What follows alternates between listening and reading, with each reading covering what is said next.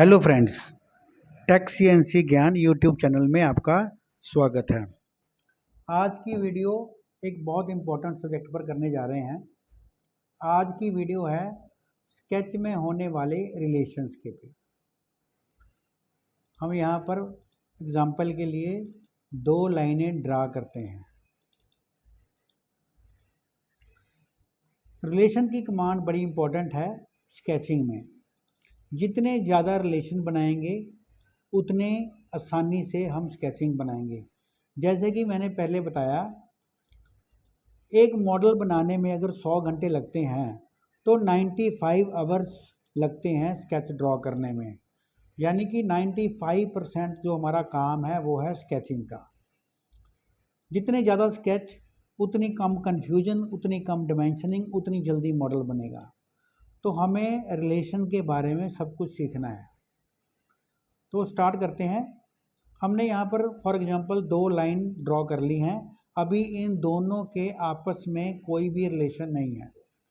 जैसे ही मैं विंडो बनाकर दोनों लाइन को सिलेक्ट करता हूँ तो हमारे लेफ्ट हैंड साइड ये बता रहा है कि अभी हमने दोनों लाइनों को सिलेक्ट किया है और अभी इनका आपस में कोई रिलेशन नहीं है, लेकिन इतने रिलेशन बन सकते हैं। जैसे कि ये दोनों लाइनें हॉरिजॉन्टल हो सकती हैं,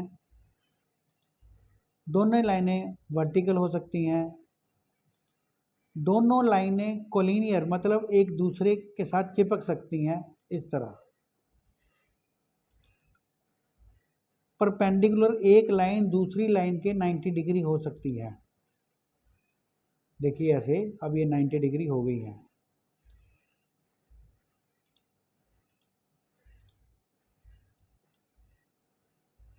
पैरेलल हो सकती हैं। जब हमने दोनों का आपस में रिलेशन बना दिया तो वो रिलेशन एक लाइन को दूसरी लाइन के साथ रिलेशन बना के रखेगा। देखिए जैसे मैंने यहाँ पैरेलल कर दिया है, एक लाइन को अगर मैं घुमाऊंगा किसी भी डायरेक्शन में, दूसरी उसके साथ पैरेलल बिहेव करेगी। तो जितने ज़्यादा रिलेशन बनेंगे उतना काम आसान होगा। जैसे मैंने यहाँ पर पैरेलल को हटा देता हूँ, मैंने कह दिया दोनों लाइनें हॉरिजॉन्टल हैं और दोनों इक्वल हैं। अब जो लेंथ है दोनों लाइनों की वो बराबर रहेगी हमेशा, जब तक ये रिलेशन हमने बना के रखा है। मैंने एक लाइन का एंड पॉइंट ओरिजिन पर रखा और जैसे ही उस लाइन को मैं छोटा बड़ा करता हूँ दूसरी लाइन अपने आप छोटी बड़ी हो रही है। तो जितने ज़्यादा रिलेशन बनेंगे उतना हमारा स्केच आसान बनेगा। इसी तरह अगर हम दो सर्कल ड्रॉ करते हैं,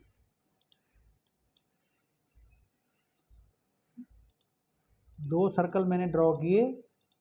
अब दोनों सर्कलों को जब मैं सिलेक्ट करता हूँ तो ये बता रहा है कि दोनों को रेडियल, दोनों का रेडियल मतलब साइज एक हो जाएगा, सेंटर भी एक हो जाएगा, टेंजेंट हो जाएंगे, एक दूसरे के साथ छू के निकल जाएंगे। ऐसे जब ये रिलेशन लगा हुआ है तो ये साथ साथ ही बढ़ेंगे, कम होंगे।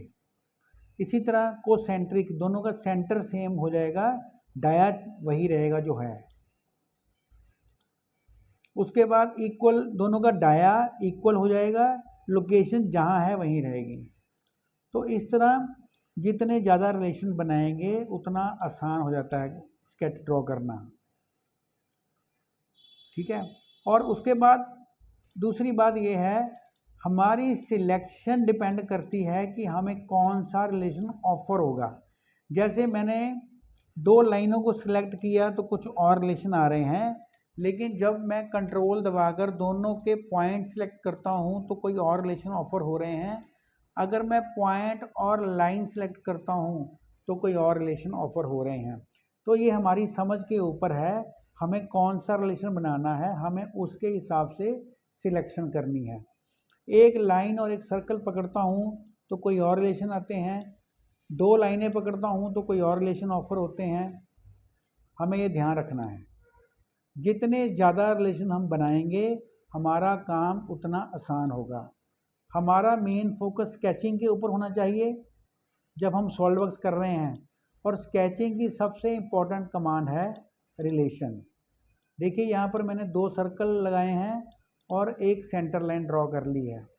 जब मैं तीनों को सिलेक्ट कर लेता हूँ और मैं सिमेट्रिक कर देता हूँ तो डाये भी सेम हो गए हैं, लोकेशन भी इक्वल स्पेसिंग हो गई है, डाया भी सेम हो गया है। इसी तरह अगर मैं पॉइंट्स को पकड़ लेता हूँ, पॉइंट्स, ओनली पॉइंट्स, तो मैंने यहाँ पॉइंट को पकड़ा, इसको भी डिलीट मार देता हूँ, डिलीट कर देता हूँ इक्वल। अब इन दोनों का आपस में कोई रिलेशन नहीं है, तो कंट्रोल दबाकर मैं पॉइंट, पॉइंट और सेंटर लाइन सेलेक्ट करता हूँ। अब सिर्फ सेंटर सिमेट्रिक होंगे, डाई अनइवन ही रहेंगे। सेंटर हो गए हैं लेकिन साइज छोटा बड़ा रहेगा, दोनों का आपस में कोई लिंक नहीं है। तो हमें ये समझ के सिलेक्ट करना है कि हमें हमारा ऑब्जेक्ट क्या है, क्या चीज़ को हम रिलेशन बनाना चाहते हैं, क्या चीज़ को हम रिलेशन नहीं बनाना चाहते हैं। तो हमारी सिलेक्शन के ऊपर डिपेंड है हमें कौन सा रिलेशन ऑफर होगा।